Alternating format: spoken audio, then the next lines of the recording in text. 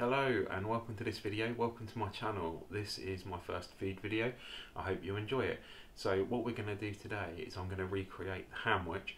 The Hamwich was something which was made in the UK between 1988 and 1992, somewhere around that time. It's been completely deleted from history on the internet. If you go online and search for Hamwich, you either get one of three things. You'll get a picture of the cheese Hamwich, which is crap.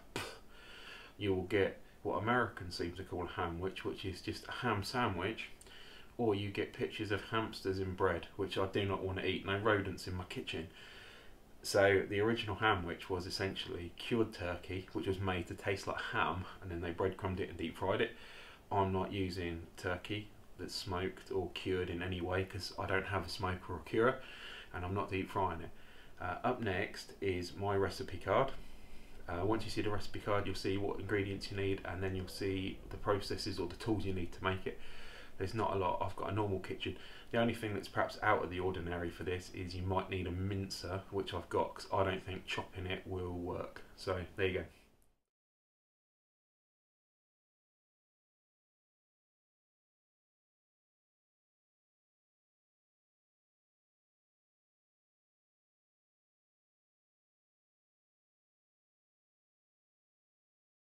Okay, so you've seen the recipe card, you've heard my intro, let's get on with it. Let's do the cook. So firstly, wash your hands, most important thing.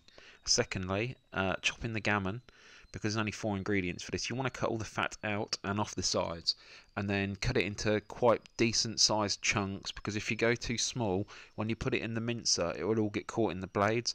So you want to do them quite big to minimise the waste that gets left in there. That was something I learned after my test run.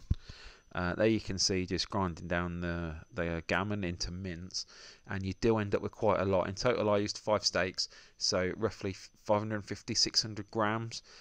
Then with my waist cut off, maybe 700 grams actually, and then with the waist cut off I was left about 550-600. And then each one of the patties, the Hamwich patties, that I've put into the flour, the egg and the breadcrumb, it's about the size of a quarter pounder. Now if you've got a burger press and you want this to look presentable, you can use the burger press, but when you use the burger press, the mix is actually a lot lighter than it is if you press it with by hand. And the one thing that I did find is I had to use a bit of extra flour on the one that I used the burger press for. Now when you do get the mince out, the mince is a lot stickier than beef mince or pork mince. I don't know why it is. It's just that the gammon mince is a lot stickier. It's probably because it's been cured. I don't know. So all you need to do is flour, egg and breadcrumb it. Now right there you can see that the patty was breaking up as it came out. That doesn't matter. You can salvage that. All you've got to do is press some breadcrumbs into it, and that's why I did it like this. I pressed them into the top, and then I pushed them back into the bottom, and I almost reshaped it whilst putting the breadcrumbs into it. And then when you do that, make sure you go around the edge, and you make sure that you actually get crumbs on the edge, because when these come out of the factory back in the day, they would have been deep fried and done on a machine. So you want to get the edge right, because if you get the edge right, you get the crumb to meat ratio. This is one I made by hand. Making them by hand, I used about a tennis ball sized piece of gammon mince in my hand, and then I shaped it on the board in some flour just to stop it being so sticky, then breadcrumbed it in the exact same way. Once this breadcrumbing process is done, pop it into a pan, a little bit of oil. There's a couple of teaspoons worth of oil there. The first time you flip this, it will look crap. It will look like you've done nothing, but bear with it.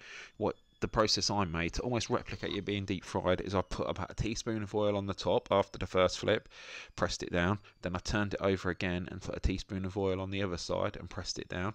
And the reason I did that is to get the crumb cooking on the bottom of the pan, and every time I turned it I made sure I pressed it down. This is only on a medium high heat as well. You don't want to have it too hot, otherwise you'll burn.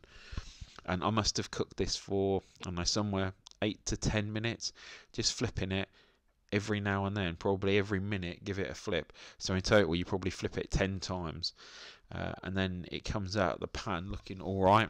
As you can see in total I cooked 2 and then I had 3 left, so that made me 5 out of that mix, and they are about the size of a quarter pounder. The next clip you'll see after I cut this, so I'll cut this to show you the texture. Texture is really nice.